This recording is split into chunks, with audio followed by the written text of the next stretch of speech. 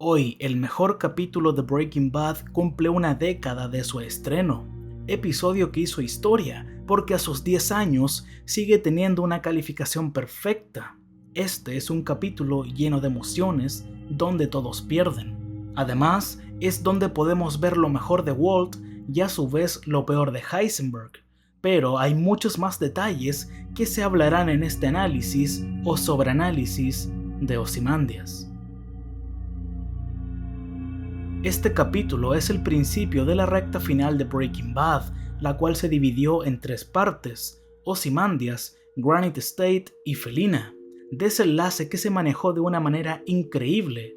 Primero, vemos la caída del imperio de Walter, luego lo vemos sufrir por sus acciones y finalmente el programa termina con él redimiéndose, tratando de hacer las cosas bien y muere. Y como dije antes, se manejó muy bien, porque muchas series de televisión fallan especialmente llegando al final. Episodio dirigido por Rian Johnson, quien se encargó de grandes capítulos como Fly y 51, y también es conocido por dirigir estas películas. Ahora, siguiendo con el tema del video, hay una pregunta que me gustaría responder. ¿Qué separa a Ozymandias de grandes episodios como Full Measures, Crawl Space, Face Off, Say My Name, Granite State, Felina, entre otros? La respuesta tiene una explicación bastante lógica. Desde la temporada 2 hasta la 4, la cantidad de capítulos son 13, en la quinta son 16, y este es el 14, el episodio que marca la diferencia donde todo cambia para mal. Ozymandias es el clímax de todo el programa, puesto que acá finalmente llega toda la tensión dramática que se ha ido acumulando durante todas las temporadas. Walt se ve obligado a afrontar las consecuencias de sus acciones. Su arco como el gran Heisenberg está completo. Todo lo que pensábamos o sabíamos que eventualmente sucedería o podría suceder se desarrolla acá. Es el momento donde todo se vino abajo por completo. En la serie, Walter y los que lo rodean fueron heridos numerosas veces debido a sus acciones, y sin embargo, siguió diciéndoles a todos y a sí mismo que tiene todo bajo control. Incluso cuando Hank murió frente a sus ojos, aún pensaba que podría empezar de nuevo con su familia. Y tal vez lo que también hace que sea un buen capítulo es que es la primera vez que presenciamos que el protagonista realmente pierde. Por fin es alguien vulnerable. En otras circunstancias suele salir algo victorioso al final, pero acá es todo lo contrario, es el punto sin retorno. Sin embargo, no es el único que pierde. Hank, Gómez y Andrea mueren, Marie queda viuda, Skyler tiene que cargar con todos los crímenes de Walter a pesar de que éste intentó limpiar su nombre. Junior y Holly quedan sin su padre, Saul pierde su trabajo y Jesse pasará los próximos meses siendo esclavo de neonazis. Literalmente, la vida de cada personaje principal se destruye aquí, pero hay mucho más que eso. La escritura, la actuación, el drama, lo estresante, emotivo y aterrador que es el capítulo, hace que sea perfecto. Pero puede que el detalle más importante de Ozymandias o de toda la serie es el soneto de Percy Bysshe Shelley, que describe perfectamente todo Ozymandias y por lo que pasó Walter, ya que habla sobre la inevitable caída de reyes e imperios. A continuación, los dejo con un video que edité del soneto narrado por Bryan Cranston.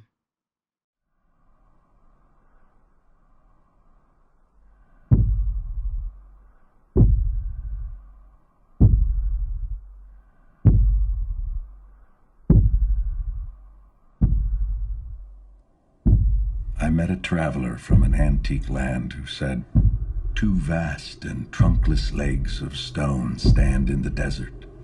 Near them, on the sand, half sunk, a shattered visage lies, whose frown and wrinkled lip and sneer of cold command tell that its sculptor well those passions read which yet survive, stamped on these lifeless things. The hand that mocked them and the heart that fed. And on the pedestal these words appear. My name is Ozymandias, King of Kings. Look on my works, ye mighty, and despair."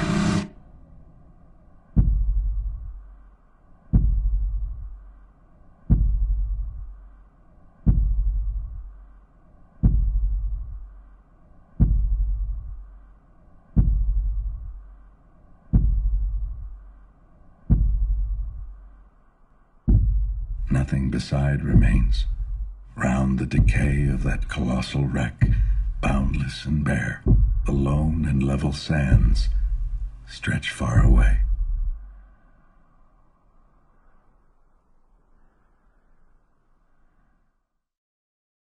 Este soneto fue escrito en el siglo XIX, que según muchos, aunque no está confirmado porque no se nombra a nadie explícitamente, dicen que se basa y trata sobre el faraón egipcio Ramsés II, que describe cómo era un líder cruel y hambriento de poder, que pensó que viviría para siempre en la historia y en los cuentos. Y esto se ve desde la perspectiva de un viajero, años después de la muerte del faraón. El viajero habla de la ironía de que pensó que Ramsés viviría para siempre, y ahora lo único que queda es una vieja estatua rota derribada por la naturaleza y el tiempo. En lo que respecta a Breaking Bad, si lees el soneto y le prestas suficiente atención, queda bastante claro que Walt es el faraón, y sus obras más que templos y estatuas es la metanfetamina azul. Sin embargo, este episodio es su perdición, ha perdido el poder. Todo lo que queda es el recuerdo de su violencia y destrucción, que con el pasar de los años, la gente olvidará que existió, porque él ya no es nada. Se acabó.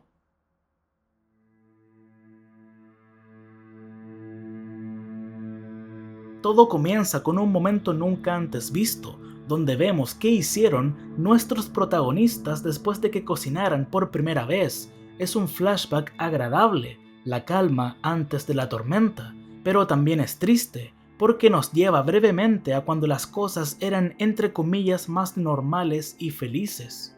Flashback que dura casi 5 minutos, el cual es un gran contraste con lo que pasa en el resto del episodio, y también nos prepara para los horrores que siguen y prepara nuestras emociones para hacer que el resto de Ozymandias sea aún más trágico. Vemos a Walt con cabello y bigote, que nos recuerda al hombre modesto y relativamente sencillo que solía ser, que aún sentía culpa por sus acciones y que está devastado por su cáncer.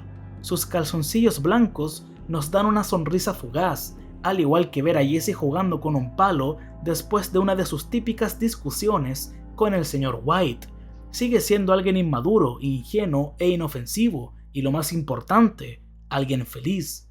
Por eso este flashback es devastador, porque muestra cuán lejos han llegado los eventos del programa.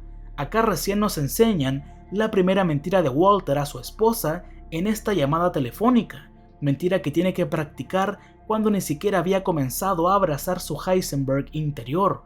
Es un momento tierno, una charla familiar sin complicaciones, iniciada por la primera artimaña de Walt, y además es donde eligen el nombre de su hija.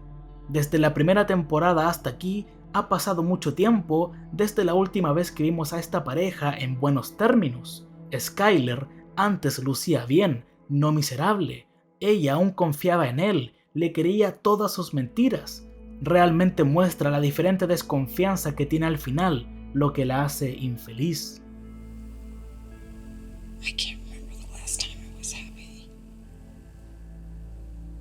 Otro detalle de esta llamada es que tiene un pequeño paralelismo con el episodio anterior. Dicho capítulo casi cierra con la llamada de Hank y Marie, donde este le dice que atrapó a Walt y lo tiene esposado, siendo esta la última vez que hablan. Y al comienzo de Ozymandias, Walter llama a Skyler para mentirle con que llegará tarde a casa. Este es el comienzo de la carrera criminal de Walt y el comienzo de sus secretos. También es el inicio del fin de la relación que tienen. Ambas llamadas tienen lugar en Tohiley. Una trata sobre el comienzo del viaje de Walt como Heisenberg y la otra del final de Hank. Las dos suceden con sus respectivas esposas y en las dos situaciones dicen algo que nunca termina sucediendo. Walter nunca va a la cárcel y él y Skyler no se van de vacaciones en familia. Y ya que estamos hablando de la llamada, hay dos detalles importantes. Primero es este plano del cual hablaré más adelante, y el otro es Walter proponiendo irse un fin de semana de viaje. Quiere pasar tiempo con su familia. Lo interesante de esto es que más adelante los obliga a hacer sus maletas para irse. Es un buen paralelismo.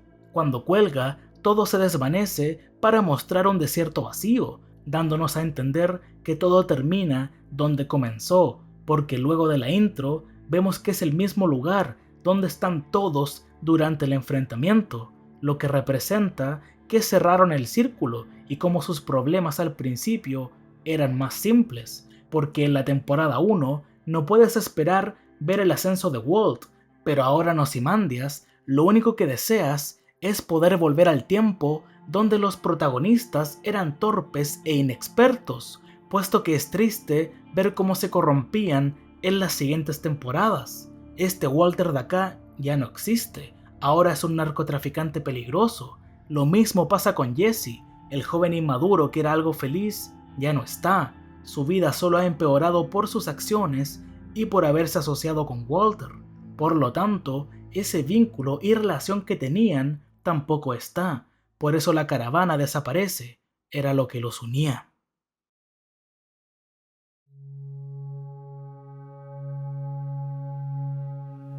Look, you two guys are just guys, okay? Mr. White, he's the devil. You know, he is smarter than you. He is luckier than you. Whatever you think's supposed to happen, I'm telling you, the exact reverse opposite of that is gonna happen. Jesse tenía razón, conocía la suerte de Walter. El episodio anterior terminó con un tremendo cliffhanger, un tiroteo que dura cerca de 2 minutos, el cual tiene varios cortes, pero dicho enfrentamiento no tiene esa duración y Ozymandias nos hace saber eso. Con el mismo plano del final del teaser empiezan a aparecer los neonazis, Walter y compañía, pero antes escuchamos el tiroteo y esta vez los disparos no duran casi 2 minutos, sino 6 segundos, lo que nos quiere decir que Hank y Gómez perdieron bastante rápido con este gran grupo de neonazis. Esta escena da escalofríos porque sabes casi al 100% que Hank no va a sobrevivir, pero le disparan tan repentinamente que es absolutamente imposible prepararse para ello.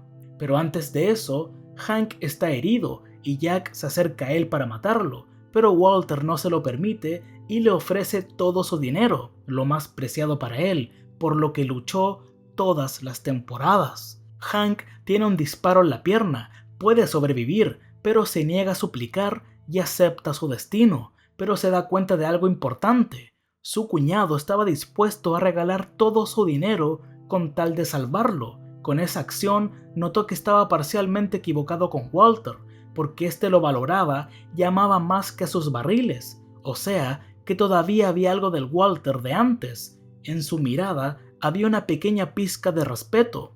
Con esto no estoy diciendo que lo perdonó en sus momentos finales, sino que no lo veía tanto como el monstruo que se imaginaba. A sus ojos, Walt sigue siendo un criminal, pero ya no es alguien que le resulta totalmente desconocido.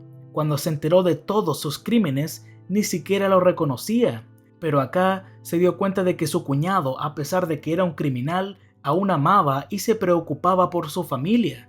Puede no perdonarlo, pero sí admirar su inteligencia, cosa que idolatra desde el primer episodio.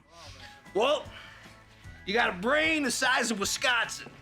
Pero a pesar de eso, su orgullo es mucho más grande y sigue sin cooperar. Manda a la mierda a Jack y sin poder terminar su frase, Jack le dispara en la cabeza. Do what you're gonna do.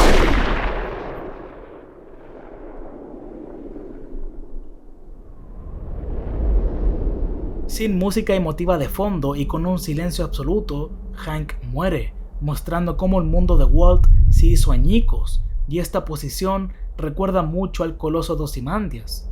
Walter ve cómo su vida, su imperio y todo lo que hizo se destruía frente a él. Toda su riqueza está siendo reemplazada por 2 cadáveres, agujero que él mismo cavó tiempo atrás.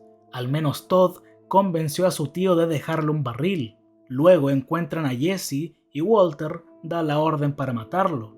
Pero Jesse busca alguna ayuda de su antiguo compañero, pero no la consigue y lo último que ve antes de morir son unas aves. Las aves muchas veces representan libertad y Jesse, después de todo lo que había pasado, por fin podrá ser libre y descansar. Pero la interpretación que más me convence es sobre un mito, el de Dédalo e Ícaro. Ícaro se tomó la libertad de volar demasiado cerca del sol, lo que hizo que sus alas se estropearan y cayera al mar, donde moriría. Dédalo, su padre, encontraría el cuerpo, lo enterraría y se iría hacia la libertad. Ícaro es Jesse, voló demasiado cerca del sol al querer atrapar a Walter, no le funcionó y fue aprisionado por los neonazis obligado a cocinar. Dédalo podría relacionarse con Walter, ahora su Ícaro ya no está y se va solo a su libertad, por así decirlo. Esto también recuerda lo que le dice Jesse en el capítulo Peligro. Walt recordó cuando Gustavo mató a Víctor, dejó de creer que era un tipo de advertencia y empezó a sospechar que al cocinar sin autorización, Víctor voló demasiado cerca del sol. Esta conversación era una amenaza sutil para Mike y Jesse, porque se estaban entrometiendo con su dinero y negocio. Maybe he flew too close to the sun. Got his throat cut. Realmente es sorprendente que todo se volteó como dijo Jesse hace unos episodios. A Walt lo tenían esposado a punta de una escopeta y Jesse le escupe en la cara, pero en cosa de minutos todo eso se voltea. Jesse es el que está acorralado a punta de una pistola y Walter, en vez de escupirle, solo le dice la verdad de Jane. En el capítulo Fly, Walter casi le cuenta eso, pero por la culpa que sentía, ahora solo se lo revela para lastimarlo, porque eso duele más que atacarlo físicamente. Se sintió traicionado, porque si solo se hubiera ido, nada de esto habría sucedido. Luego de compartir una pequeña última mirada, Walter se queda completamente solo.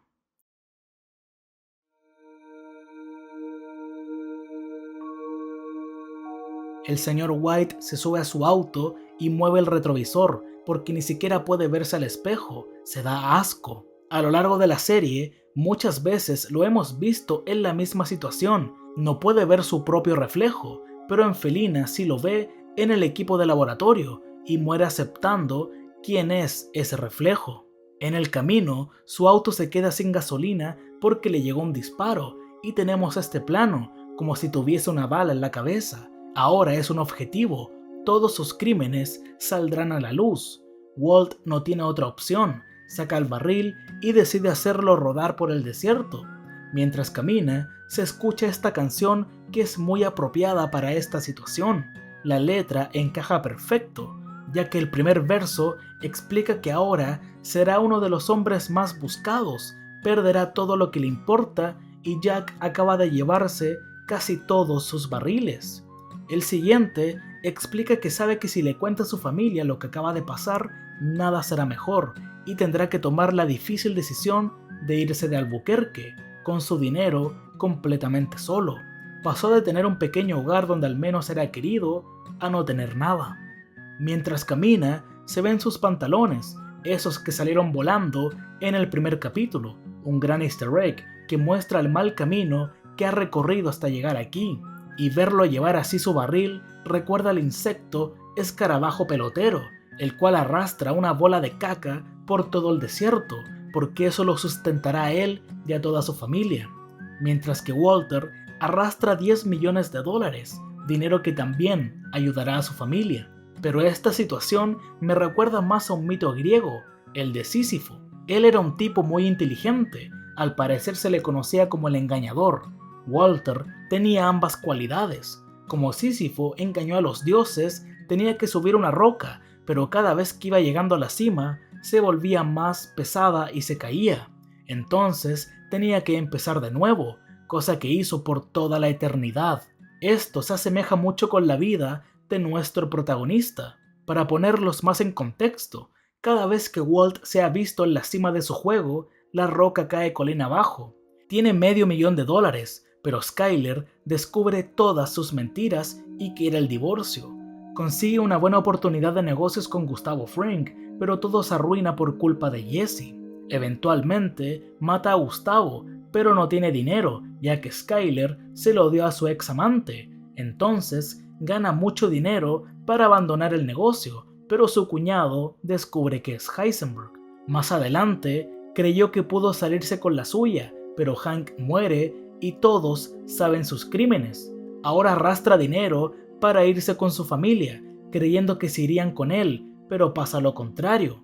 Entonces, ver los pantalones en esta escena es que después de todas estas lecciones de vida, Walt sigue empujando ese barril, todavía queriendo ganar a pesar de las probabilidades, como Sísifo. Al menos algo le salió bien, compró una camioneta bastante deteriorada, como él, pero le sirve para llegar a su destino más rápido. Mientras tanto, Marie llega al lavado de autos, vestida de negro, al igual que en capítulos anteriores, pero ahora podría representar que está de luto porque su esposo murió, aunque ella aún no lo sabe. La razón de su visita es contarle todo a Junior e intenta convencer a Skyler, pero se siente acorralada, y nosotros también la vemos así, por la gran cantidad de objetos que tiene en su escritorio. Pero el que realmente está encerrado es Jesse. Todo golpeado, lo llevan al laboratorio y ve una foto de Andrea y Brock, las personas que más le importan en este momento. Los neonazis los tienen amenazados y si no trabaja, los van a asesinar.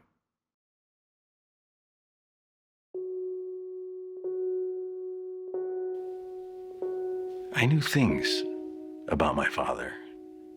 I had a lot of information. It's because people would tell me these things. They would paint this picture of my father for me. And I always pretended that was who I saw too, who I remembered. But it was a lie. In truth, I only have one real, actual memory of my father. It must have been right before he died. I don't want you to think of me the way I was last night. I don't want that to be the memory you have of me when I'm gone. Remembering you that way wouldn't be so bad.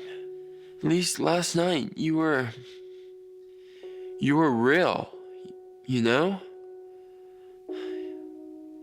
Walter tenía recuerdos vagos de su padre. La gente era la que hablaba de él y con eso pudo hacerse una imagen de él. También tenía miedo de cómo lo iban a recordar. And that's how you would remember me.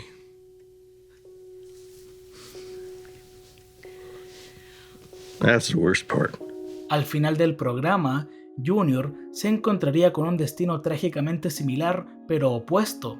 La verdadera identidad, personalidad, etc. de su padre muerto se encontraría en historias espantosas y plagadas de crímenes contadas por otras personas, y su recuerdo de los acontecimientos de este episodio.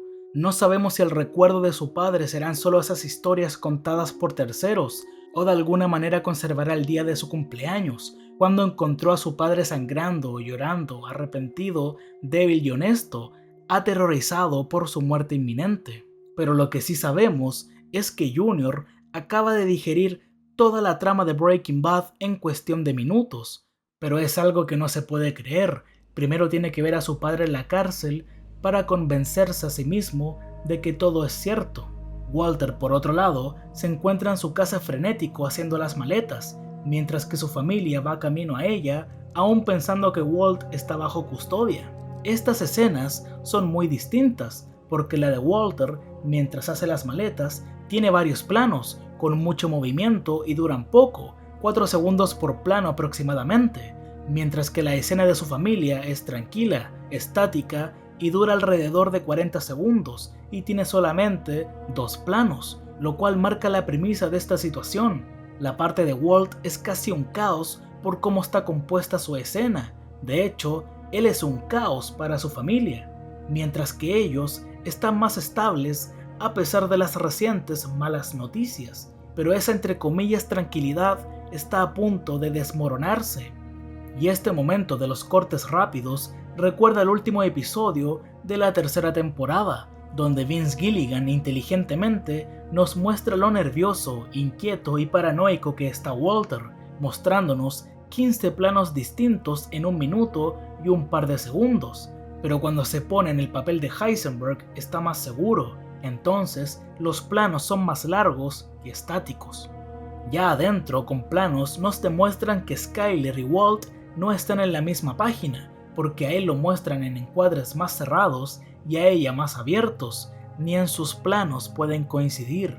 Luego, cuando ella pregunta por Hank por 3ª vez, Walt insiste en que trató de salvarlo, pero como lo hemos visto mentirle a su familia toda la serie, ya no le creen, siendo que esta vez está diciendo la verdad.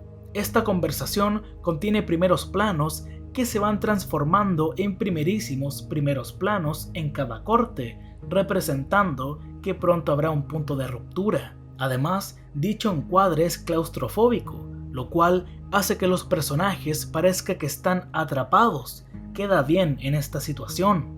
Y son cortes bruscos y extraños como el episodio en sí, porque se supone que si cortas entre dos tomas diferentes del mismo personaje, el ángulo del plano debe cambiar al menos 30 grados, de lo contrario parece abrupto y algo extraño. Pero está bien que en este episodio no lo respeten, es totalmente intencional. Luego tenemos el famoso plano de los cuchillos, el cual aparece 3 veces en el episodio. La primera vez está cuando Skyler habla con su querido esposo, luego la de esta escena, donde se acerca al teléfono teniendo 2 opciones, llamar a la policía o tomar un cuchillo, y elige la segunda opción, lo cual tiene sentido. En el auto, su propio hijo le dijo que es igual de malvada que su padre por saber todos sus crímenes. Ahora finalmente decide ponerse al nivel de Walter para defenderse y luchar contra él. Someone has to protect this family from the man who protects this family. Más adelante, en el siguiente acto vuelve el plano.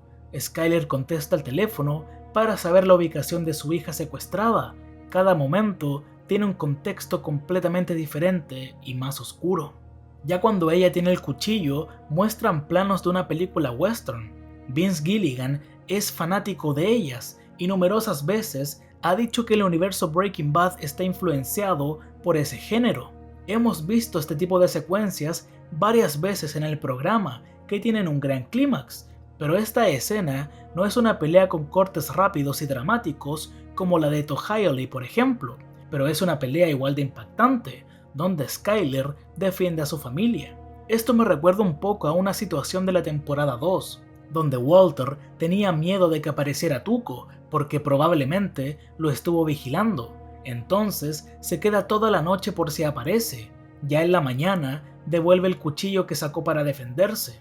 El cuchillo pasa de usarse para proteger a la familia White de un narcotraficante asesino, a ser usado por la familia White para defenderse de un narcotraficante asesino, Walter. Al final, Junior los separa y su propio hijo ya no lo reconoce y llama a la policía. Junior es un personaje que fue manipulado para que odiara a su propia madre, para que se sintiera resentido con ella, manipulado por Walt inconscientemente. Pero ahora tiene que digerir muchas cosas horribles en unos minutos y se dio cuenta de todo. Y fue lo suficientemente valiente como para proteger a su madre frente a un asesino y llamar a la policía sabiendo que eso acabaría con todo. Pero Walter sigue convencido de que son una familia, pero con este zoom out te deja ver que el mundo de Walt se aleja de a poco de él. Además, escuchar a Holly llorar muestra cuánto han perturbado sus peleas a la familia que intentaron formar. Y ahora llegando a este punto, quiero hablar que la narrativa de la serie tiene sus propias reacciones químicas, por así decirlo, provocada por decisiones, como la decisión de Gustavo de vengarse del cartel porque mataron a Max, su compañero, o Skyler ayudando a Ted para no poner en peligro a su propia familia, o la decisión principal del programa. Walter cree que la mejor opción para dejarle dinero a su familia por su cáncer terminal es vender metanfetamina, lo que lo llevó a perderlo todo. Este capítulo se centra en reacciones, con miradas penetrantes, tristes, perdidas, enojadas, etc. Muchas duran poco, pero hay otras que son más largas, como la de Walter luego de ver cómo matan a Hank. Ozymandias también muestra cómo varios personajes ven más sobre Walter que él sobre sí mismo. En varias escenas lo vemos a él y a su destrucción a través de los ojos de varios personajes, miradas que hacen que todo lo que pasa en el capítulo sea más trágico, porque su incapacidad de verse a sí mismo a través de los ojos de quienes lo rodean hace que las cosas sean más difíciles y dolorosas. Acaba de ver morir a su cuñado y presencia cómo su imperio ya no existe, pero miente con que todo saldrá bien y que deben confiar ciegamente en él. Sin embargo, luego de esta pelea, con esta reacción, Walt finalmente puede verse a través de los ojos de su familia. Todas esas promesas que hizo momentos antes ya no sirven de nada. Esto es lo bueno de Ozymandias. No es necesario muchas escenas de acción para que el drama funcione, sino son las reacciones de los personajes y de nosotros como espectadores presenciando las decisiones de ellos. Toda la trama del capítulo fue dolorosa porque se sintió más real. Un tiroteo no es una escena cotidiana, mientras que las escenas de violencia doméstica sí lo son, como la forma en que Walter insulta a Skyler a través del teléfono antes de regresar a Holly, y especialmente la mirada de Skyler se sintió demasiado real para un programa que está desconectado de la realidad para muchos de nosotros. Luego de ver cómo lo pierde todo, Walt secuestra a Holly, momento que es muy inquietante, porque te pones a pensar en qué momento Walter se convirtió en tal monstruo, y después de esa tensa y larga escena, por fin cortan a comerciales.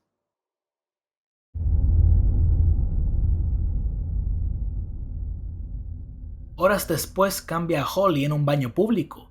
Walt la toma, pero ella pide a su madre, lo cual es aplastante. Su última pizca de esperanza, la última posibilidad de que le quede algo en este mundo, se desvanece ante sus ojos, y él sabe, al igual que nosotros, que todo es su culpa. Ya en la noche, Walt llama a Skyler sabiendo que está con la policía, quienes ya saben que es bastante malo, pero ahora tiene que pintarse el doble de malo, porque asumirá toda la culpa y limpiará el nombre de Skyler. Luego critica a Skyler por su desobediencia. Inicialmente ella responde enojada, exigiéndole que entregue a su hija y que revele el paradero de Hank, con su rostro lleno de conmoción, pero en un instante esa expresión cambia, porque se da cuenta de lo que está haciendo Walter. Este penúltimo intercambio entre ellos subraya cuán profunda es la conexión que tienen. Casi instantáneamente descubre su motivo real, mientras que él sigue adelante insultándola falsamente, con una rabia tan sutilmente fuera de lugar donde solo Skyler reconocería esa falta de autenticidad y le sigue el juego, y como dije antes, Walt tiene que actuar como alguien aún más malvado de lo que suele ser, mientras reprime sus lágrimas y mantiene una fachada de ira psicótica y trastornada. La llamada fue muy calculada para hacerlo sonar como un villano. Con eso listo, cuelga la llamada lleno de lágrimas y lleva a Holly a una estación de bomberos. Ahí dentro, unos bomberos estaban jugando ajedrez. Esta pieza, el rey, puede representar a Walter y lo arrinconado que está, porque es la única enfocada, quiere que nos centremos en ella, pero siento que hay algo más. Para este capítulo en especial, se consiguieron a alguien que sabía de ajedrez para acomodar las piezas. Nos quieren decir algo por cómo están puestas. Las blancas no pueden ganar, pero aún le quedan algunas jugadas, refiriéndose a lo que hace Walter en Felina. Así es como están las piezas acomodadas. El rey negro es Jack, el alfil es Todd, los 4 peones son Kenny y 3 de sus secuaces. El rey blanco es Walter, el caballo que está encerrado por los peones es Jesse y los 2 peones blancos son Badger y Skinny Pete, ya que ayudarán a Walter con amenazar a Gretchen y Elliot y también le harán saber que Jesse sigue con vida. Jesse. A la mañana siguiente, Walter está esperando la llegada de Ed para irse a su nuevo destino con su nueva identidad. Es una escena extrañamente tranquila y serena. Se sintió como el respiro que tanto necesitábamos después de ver la caída de un hombre y de la destrucción a su paso. Y Walter solo piensa en que quizás es el peor día de su vida. Cuando avanza el auto, se ve un perro callejero sin familia, como Walter, pero muchos interpretan que ese perro en realidad simboliza a Jesse. Walter dejó a su perro rabioso abandonado. Pero antes de eso, cuando se sube al auto mira su reflejo, después de no hacerlo en escenas anteriores. Acá podemos ver el reflejo de lo que una vez fue Walter White, un hombre con una familia encantadora, pero ese hombre dejó de existir hace mucho tiempo.